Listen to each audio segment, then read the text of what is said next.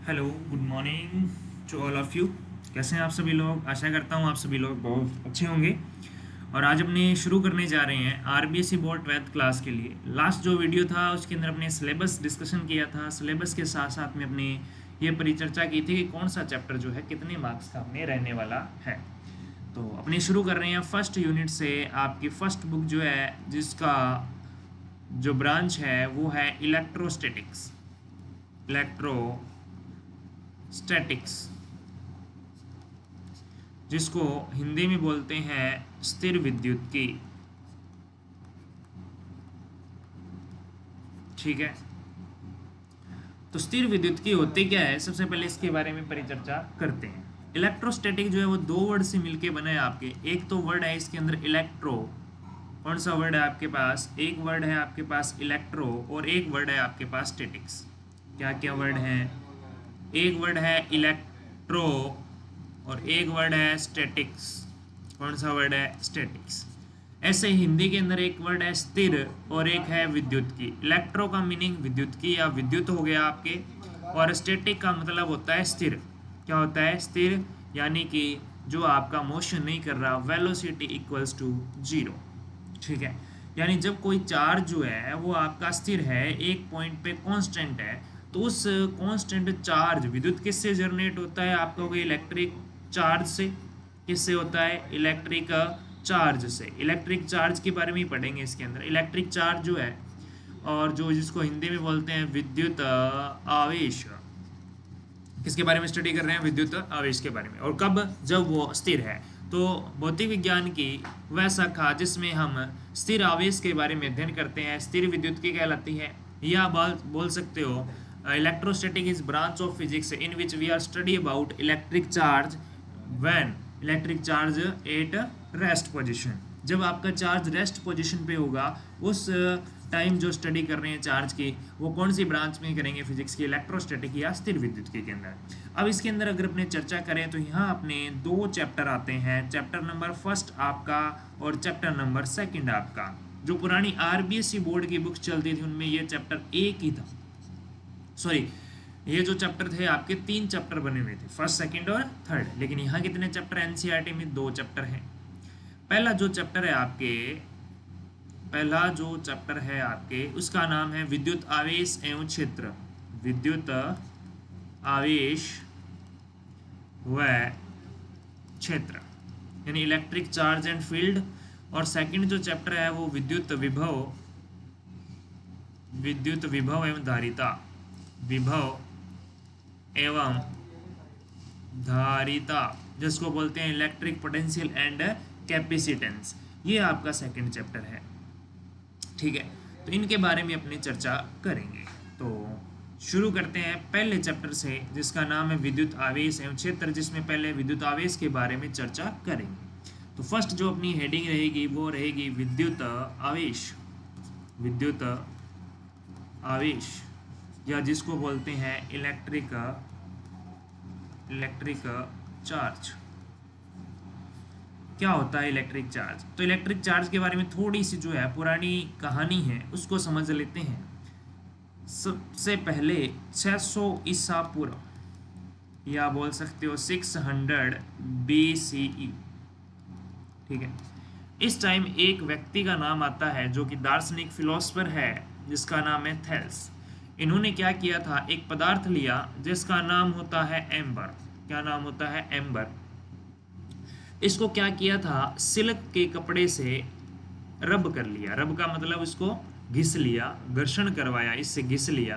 तो उस एम्बर नामक पदार्थ में एक ऐसा गुण आ गया, एक ऐसी प्रॉपर्टी आ गई, जिसके कारण वो पास पड़े हुए जो कागज के टुकड़े थे, यानी पीस ऑफ जो पेपर है, कागज के टुकड़े, उनको क्या करने लग गया? वो अट्रैक्ट करने लग गया। अट्रैक्ट का मतलब आकर्षित करने लग गया। क्या करने लग गया? आकर्षित करने लग गया। और इसी एम्बर से जो है आपके चार्ज का जो कंसेप्ट है वो शुरू होता है। यहाँ से इसकी शुरुआत मानी जाती है। ये सिर्फ आपकी नॉलेज के लिए, यहाँ से कोई क्वेश्चन नहीं आएगा। एम्बर जो है इसको ग्रीक भाषा में क्या बोला जाता है? इलेक्ट्रॉन। इलेक्ट्रॉन या इलेक्ट्रम बोला जाता है। और इसी से जो आपके वर्ड है इलेक्ट्रिसिटी, इलेक्ट्रिसिटी इलेक्ट्रोस्टैटिक्स और इसके अलावा जो भी इससे रिलेटेड जो वर्ड हैं वो सारे के सारे यहीं से जनरेट हुए हैं, यहीं से बने हैं, ठीक है ना। तो ये बात आपने याद रखनी है एम्बर से, ठीक है। अब बात करें आगे चार्ज के बारे में, तो चार्ज की जो बेसिक जो अपने अकॉर्डिंग जो डेफिनेशन है वो ये है, वर्तमान में जो परिभाषा चल रही है क्या होती है कि किसी भी पदार्थ का वह गुण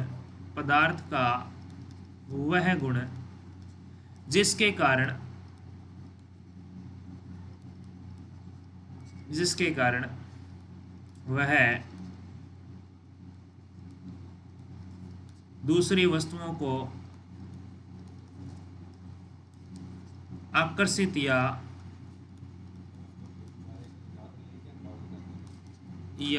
प्रतिकर्षित करता है। यानी कि इलेक्ट्रिक चार्ज एक ऐसी फंडामेंटल प्रॉपर्टी कह सकते हो जिसके कारण वो एक्सटर्नल जो आपकी सेकेंडरी जो ऑब्जेक्ट्स हैं उनको या तो अट्रैक्ट करेगा या उनको क्या करेगा, वैसा रिपेल करेगा। और इसी प्रॉपर्टी को अपने बोलते हैं, उसे ही हम आवेश यानी इलेक्ट्रिक चार्ज कहते हैं। बात समझ गए होंगे, ठीक है ना। और इलेक्ट्रिक चार्ज जो है ये इसकी डेफिनेशन है, इसकी क्या होगी डेफिनेशन, परिभाषा होगी। अब इसके बाद में हम बात करें इसके टाइप्स की, तो टाइप्स जो बताए थे बेंजामिन फ्रैंकलिन ने, एक साइंटिस्ट है जिनका नाम है बेंजामिन फ्रैंकलिन। इन्होंने बताए थे इसके 2 टाइप्स। कितने टाइप बताए बोलो? 2 टाइप्स। फर्स्ट टाइप वो है पॉजिटिव चार्ज, धनात्मक आवेश। दूसरा जो है वो है नेगेटिव चार्ज, जिसको बोलते हैं ऋणात्मक आवेश।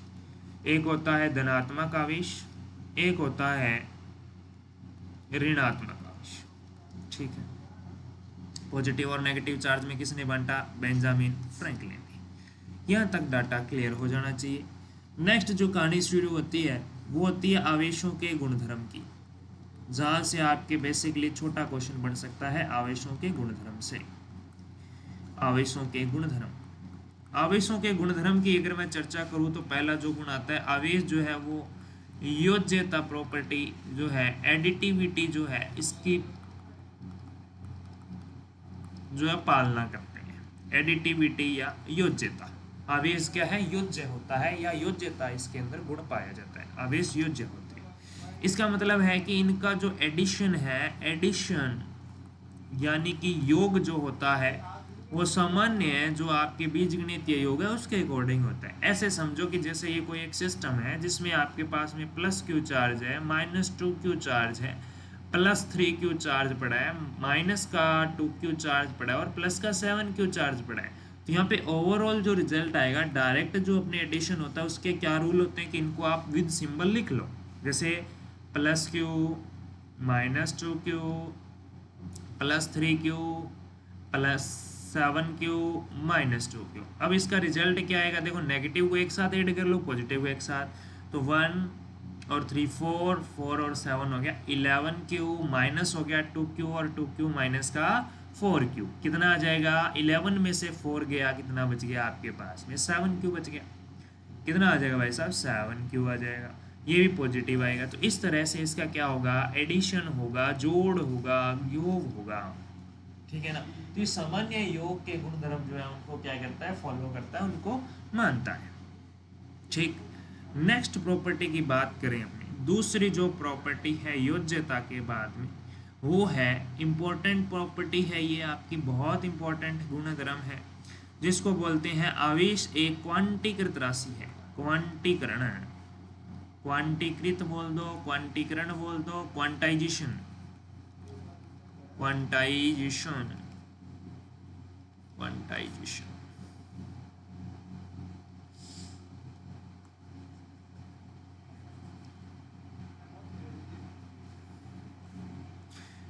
क्वांटाइज्ड,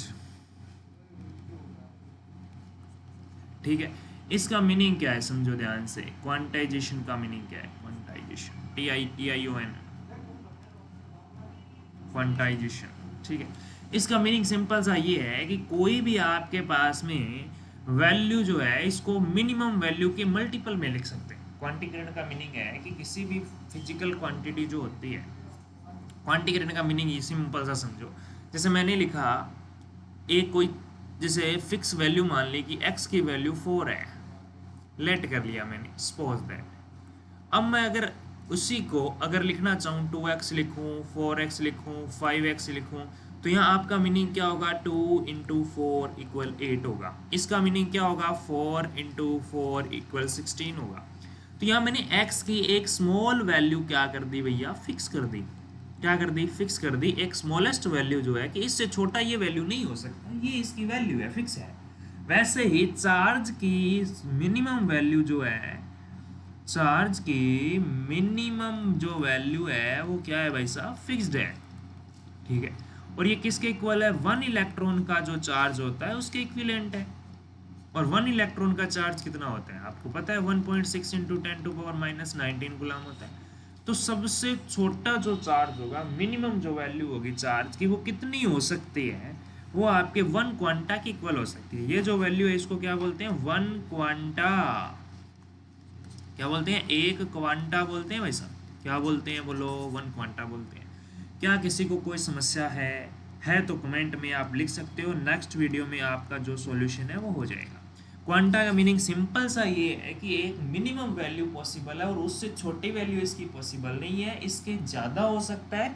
ज़्यादा कैसे हो सकता है, वो 2 टाइम मल्टीपल हो सकता है, 3 टाइम मल्टीपल हो सकता है, 4 टाइम मल्टीपल हो सकता है। तो यहाँ से अपने पास एक फॉर्मूला जनरेट होता है चार्ज का, Q equals to n e. क्या होता है, Q equals to n e plus minus. तो यहाँ n क्या है, number of electron, number of electron. अब जो नंबर ऑफ इलेक्ट्रॉन है, यानी जितने आपके पास इलेक्ट्रॉन होंगे उसी के अकॉर्डिंग आपका चार्ज बनेगा, क्योंकि E की वैल्यू तो आपके पास में फिक्स्ड है। कितनी होती है अभी बताया, 1.6 इंटू 10⁻⁻19। फॉर एग्जाम्पल मैंने कहा कि मेरे पास में 10 इलेक्ट्रॉन है, तो आप बताओ 10 इलेक्ट्रॉन के अंदर चार्ज कितना होगा। तो आप कहोगे 1 इलेक्ट्रॉन का चार्ज होता है 1.6 इंटू 10⁻⁻19 कूलम। 10 इलेक्ट्रॉन कितना होगा, 10 इंटू 1.6 मल्टीपल विथ 10⁻⁻19, और ये कितना बन जाएगा बोलो। आप कहोगे पॉइंट रिमूव करोगे यहाँ से 10 है, 10 से 10 कैंसिल, 16 इंटू 10⁻⁻19 कूलम आ जाएगा। बात क्लियर हो गई भाई। इससे छोटा चार्ज जो है पॉसिबल नहीं है। किससे छोटा, 1.6 इंटू 10⁻⁻19 कूलम से छोटा चार्ज पॉसिबल नहीं है। ये क्वांटाइजेशन, ये क्वांटीकरण। ऐसे क्वांटा हर किसी चीज़ का हो सकता है कि जिसकी वैल्यू आपके पास में कंटिन्यूज ना हो, कि क्या हो, एक फिक्स्ड वैल्यू हो, फिक्स्ड हो। कंटिन्यूज का मतलब वो तो कंटिन्यू चल रही है, वैल्यू फिक्स ही नहीं है, तो वो नहीं होना चाहिए। आपके पास क्या होनी चाहिए, कोई एक वैल्यू फिक्स्ड होनी चाहिए। उस फिक्स्ड वैल्यू को ही क्या बोलते हैं, अरे उसी को बोलते हैं क्वांटा। ठीक, तीसरी प्रॉपर्टी देखो, समान प्रकृति का आवेश जो है वो तो क्या करेगा, प्रतिकर्षित। क्या करेगा, प्रतिकर्षित। यानी कि सेम जो है, यानी लाइक चार्ज जो है, लाइक नेचर जो है, वो तो क्या करेगा, रिपल। ठीक है। और अगर आपके पास में विपरीत प्रकृति का है, इसको बोलते हैं समान या सजातीय, इसको बोलते हैं विजातीय प्रकृति, जिसके अंदर आपके इसमें तो प्लस प्लस हो गया या माइनस माइनस हो गया। ठीक है। और विपरीत प्रकृति की बात करें तो यहाँ क्या हो जाएगा, एक प्लस का हो जाएगा और एक क्या हो जाएगा, माइनस का हो जाएगा। तो ये एक दूसरे को क्या करेंगे, आकर्षित करेंगे, यानी कि क्या करेंगे बोलो, अट्रैक्ट करेंगे। कोई समस्या नहीं होगी यहाँ। अगली प्रॉपर्टी जो है आपके पास में नंबर 4 पे जो आ रही है, इसको अच्छे से याद रखनी है आपको। पहले क्या थी आपके पास में, चार्ज जो है आपके पास में, वापिस से मैं रिवाइज कर देता हूँ एक बार। आपके पास योज्यता प्रॉपर्टी आ गई, फिर क्वांटीकरण आ गया, फिर आपके पास में आ गया समान प्रकृति प्रतिकर्षित होता है। लाइक चार्ज जो होता है वो आपके रिपेल करेगा और अनलाइक चार्ज जो है वो आपको अट्रैक्ट करेगा। यहाँ तक अगर किसी को भी कोई डाउट हो, समस्या हो, तो आप कमेंट के अंदर लिख सकते हैं। यहाँ तक कोई प्रॉब्लम नहीं होनी चाहिए। अब बात अपने करेंगे नेक्स्ट, फोर्थ जो प्रॉपर्टी है आपके चार्ज की, उसके बारे में बात करेंगे। ठीक है, तो फोर्थ जो प्रॉपर्टी है आपके कि चार्ज जो है वो क्या रहता है, संरक्षित रहता है। ये आप बोल सकते हो आवेश क्या रहता है, आवेश संरक्षित रहता है। आवेश क्या रहता है, सुरक्षित रहता है, यानी कि कंजर्व रहता है। चार्ज हमेशा क्या रहेगा, कंजर्व रहेगा। ठीक, तो ये जो चार्ज जो है वो सुरक्षित रहता है, ये कौन सी प्रॉपर्टी है, नहीं, इसको अपने कह सकते हैं आवेश संरक्षण का सिद्धांत। जैसे ऊर्जा संरक्षण का सिद्धांत होता है वैसे ही आवेश संरक्षण का होता है कि आवेश को नहीं तो उत्पन्न किया जा सकता है, नहीं नष्ट किया जा सकता है, बल्कि एक वस्तु से दूसरी वस्तु में सिर्फ क्या कर सकते हैं, स्थानांतरण कर सकते हैं, ट्रांसफर कर सकते हैं, और इसका कुछ भी पॉसिबल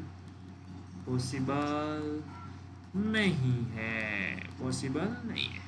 यहाँ तक कोई प्रॉब्लम हो तो आप कमेंट में लिख सकते हैं, ठीक है ना, कि चार्ज क्या रहता है, कंजर्व रहता है।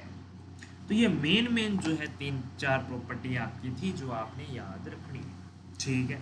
इसके अलावा चार्ज के अगर कंसेप्ट की मैं अगर बात करूं आपको, सर चार्ज का कंसेप्ट कैसे आया, पॉजिटिव नेगेटिव का चार्ज का कंसेप्ट कैसे आया, सिद्धांत कैसे आया, तो ये डिपेंड करता है आपके नंबर ऑफ प्रोटॉन और नंबर ऑफ इलेक्ट्रॉन। पॉजिटिव क्या होता है आपका, प्रोटॉन होता है, और नेगेटिव होता है आपका इलेक्ट्रॉन। क्या आपके पास में जो आपके प्रोटॉन न्यूट्रॉन इलेक्ट्रॉन न्यूट्रॉन जो होता है उसका कोई चार्ज होता है, न्यूट्रॉन न्यूट्रल होता है, जीरो चार्ज होता है, उससे कोई फर्क नहीं पड़ता, इन दोनों से पड़ता है। अब इसका कंसेप्ट जो दिया जाता है वो किससे दिया जाता है, इलेक्ट्रॉनों से दिया जाता है। किससे दिया जाता है, इलेक्ट्रॉनों से। कैसे दिया जाता है वो थोड़ा सा समझ लेते हैं। इलेक्ट्रॉनों से क्यों लेते हैं, प्रोटॉनों से क्यों नहीं लेते। तो देखो पहले तो कंसेप्ट समझाता हूँ होता क्या है, कि जैसे मान लो एक आपके पास में सोडियम है और एक आपके पास में क्लोरीन है। इसके पास 11 इलेक्ट्रॉन होते हैं, 2 8 1 11 इलेक्ट्रॉन होते हैं, प्रोटॉन भी 11 ही होते हैं। क्लोरीन के पास में 287 का इलेक्ट्रॉनिक कॉन्फ़िगरेशन, इलेक्ट्रॉनिक विन्यास होता है, जिसमें 17 प्रोटॉन होते हैं, इलेक्ट्रॉन भी 17 होते हैं। अब स्टेबिलिटी तभी आएगी जब ये क्या करें, अपना अष्टक पूरा करें, ऑक्टेंट फिल करें। तो यहाँ से प्रोटॉन जो है वो तो रहेंगे 11 की 11, ये एक इलेक्ट्रॉन को डोनेट कर देगा और 10 इलेक्ट्रॉन इसके पास में रह जाएंगे, एक इलेक्ट्रॉन जो है वो त्याग देगा। प्रोटॉनों की क्लोरीन की बात करें तो प्रोटॉन वही 17 के 17 रहेंगे, लेकिन इलेक्ट्रॉन एक स्टेबिलिटी के लिए इसके अंदर ये एक्स्ट्रा जो इलेक्ट्रॉन था ये क्या कर देगा, यहाँ से डोनेट, तो ये इलेक्ट्रॉन क्या कर लेगा, एक इलेक्ट्रॉन एक्सेप्ट कर लेगा। तो इसके पास इलेक्ट्रॉनों की नंबरिंग हो जाएगी 18।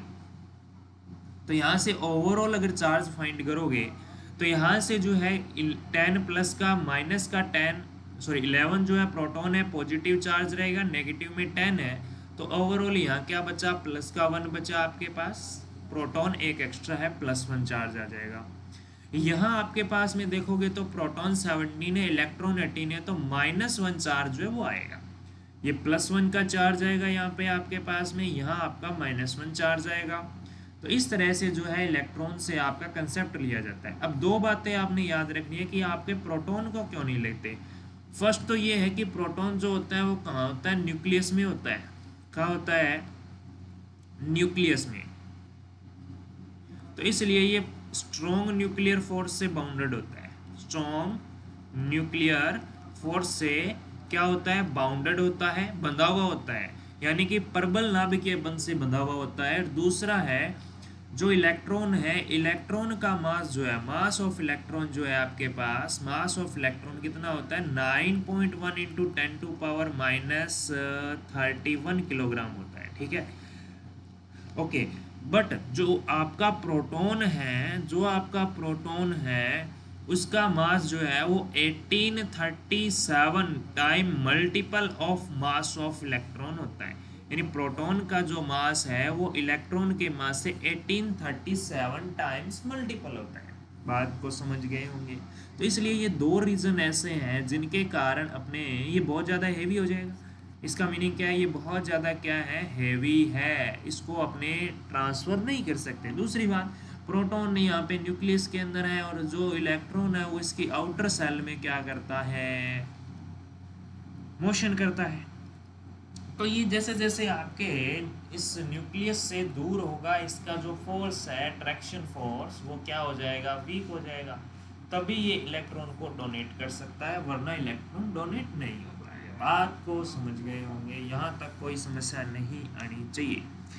इसके बाद एक छोटा सा टॉपिक आपके बुक में दे रखा है, लेकिन इतना कोई ज़्यादा खास नहीं है। वो है इलेक्ट्रिक चार्ज जो है वो ट्रांसफर करने की विधियां हैं, यानी कि आवेश स्थानांतरण की विधियां। आवेश की विधियां जो है वो आपके दे रखी है, ठीक है ना।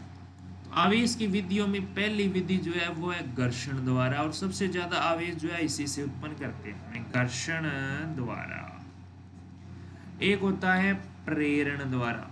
किसके द्वारा, प्रेरण द्वारा।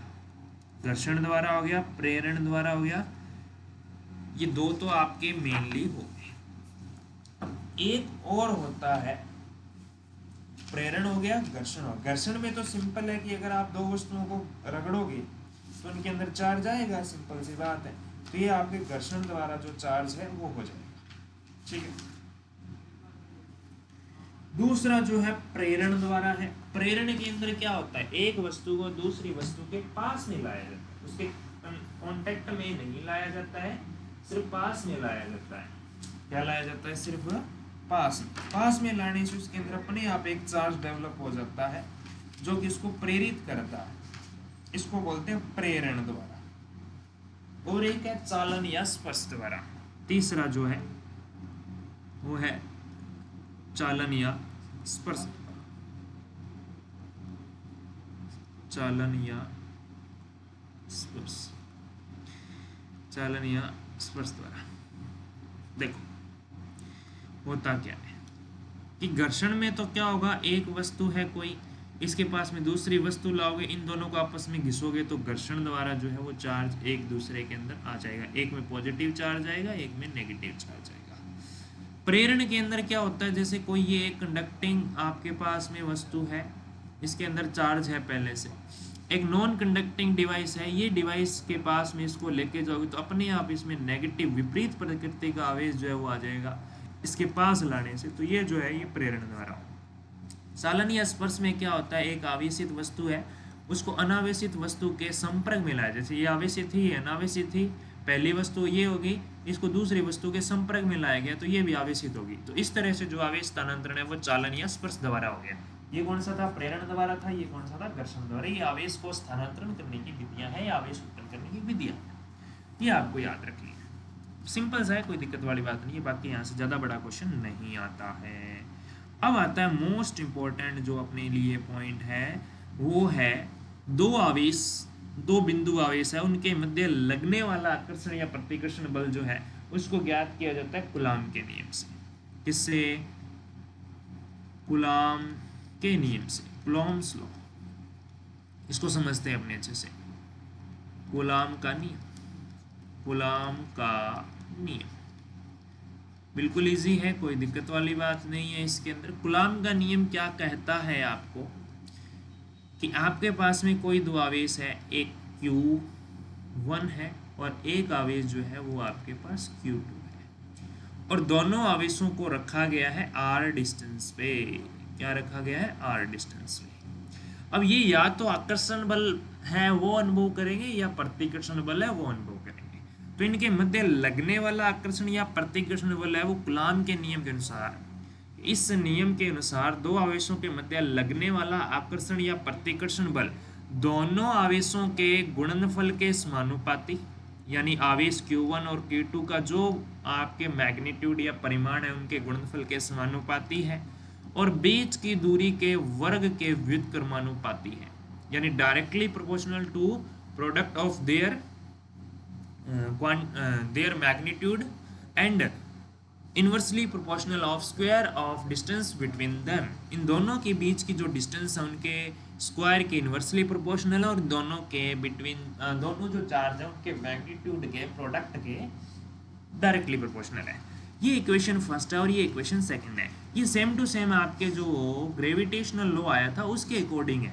अब इन दोनों इक्वेशन से क्या बनेगा, समीकरण नंबर 1 व 2 से क्या लिख सकते हैं, आप लिख सकते हो F proportional to Q1 Q2 upon में R स्क्वायर। तो यहाँ से अगर इक्वल लाएंगे अपने, जब प्रोपोर्शनलिटी का साइन हटाते हैं समानुपाती का, तो एक नियतांक आता है जो कि यहाँ आएगा K, क्या आएगा K आएगा, तो K Q1 Q2 अपॉन में R स्क्वायर। ये जो फॉर्मूला बना आपके पास, ये कूलॉम्स लॉ है। ये कौन सा है, कूलॉम्स लॉ। यहाँ जो K है ये आपका नियतांक है, K क्या है, नियतांक है। और ये अगर आप क्या ले रहे हो, वैक्यूम यानी कि निर्वात, या आप ले रहे हो यहाँ पे क्या, वायु, तो यहाँ पे जो आपका K की जो वैल्यू है वो होती है 1/4 पाई एप्सिलॉन नॉट या 9 × 10⁹, और इसका जो मात्रक बनेगा वो बनेगा आपके न्यूटन मीटर स्क्वायर अपॉन में कूलॉम स्क्वायर। ये मात्रक जो है इस फॉर्मूले से बना सकते हो, या K का मात्रक चाहिए तो बाकी सबको इधर आप भेज सकते हो। तो ये बन जाएगा FR स्क्वायर अपॉन में आ जाएगा Q1 Q2 और इक्वल में बच गया K। तो K का ये मात्रक क्या बनेगा, फोर्स यानी बल का होता है न्यूटन, ये दूरी का स्क्वायर है, और नीचे कूलॉम गुणा कूलॉम, कूलॉम स्क्वायर हो जाएगा। ये मात्रक भी इम्पोर्टेंट है, यहाँ से आप विमा भी निकाल सकते हैं, तो ये बात आपने याद रखनी है। और जो यहाँ पे एप्सिलॉन नोट है, ये क्या है, निर्वात की विद्युतशीलता है, परमिटिविटी ऑफ वैक्यूम, निर्वात की विद्युतशीलता, और इसकी वैल्यू वही फिक्स होती है 8.85 × 10⁻⁻12 कूलॉम स्क्वायर पर न्यूटन मीटर स्क्वायर। ये मात्रक भी याद रखना है। और एप्सिलॉन नोट का मात्रक है, तो यहाँ से आप इसकी क्या निकाल सकते हो, विमा यानी डायमेंशनल फॉर्मूला निकाल सकते हो। क्या बन जाएगा, कूलॉम के लिए होता है A1 T1 divide by Newton का क्या होता है, न्यूटन यानी force M1 L1 T-2 multiply with metre square यानी L स्क्वायर। तो ओवरऑल जो रिजल्ट आएगा आपके पास वो हो जाएगा M1 L-3, क्योंकि L1 ये रहा, 2 ये रहा, L-3, और आगे आ जाएगा आपके पास में T3, क्यों, क्योंकि ये T-2 है, ऊपर जाएगा तो प्लस हो जाएगा, 2 और 1 कितना हो गया, 3, और उसके बाद में आपके पास में क्या आ जाएगा, A1।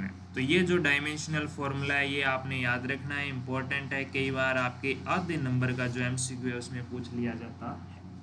तो ये डायमेंशन फॉर्मूला आपके एप्सिलॉन नोट यानी निर्वात की विद्युतशीलता, परमिटिविटी ऑफ वैक्यूम का है। एयर के अंदर भी आपके जो वैल्यू है वो ऑलमोस्ट यही रहती है। तो यहाँ तक आपको समझ में आ गई होगी बात। ये फोर्स जो है दोनों के बिटवीन R जो है, यानी इसकी डेफिनेशन क्या लिखोगे, कूलॉम के नियम के अनुसार दो आवेशों के मध्य लगने वाला आकर्षण या प्रतिकर्षण बल, यानी अट्रैक्टिव या रिपल्सिव जो फोर्स है वो दोनों आवेशों के गुणनफल के समानुपाती और दोनों के बीच की दूरी के वर्ग के व्युत्क्रमानुपाती होती है। और दोनों को मिलाओगे तो ये डायरेक्ट आपका जो फाइनल फॉर्मूला जो बनेगा वो बन जाएगा F = K Q1 अपॉन में Q2 और अपॉन में आ जाएगा R स्क्वायर। तो ये फॉर्मूला आपने अच्छे से याद रखना है।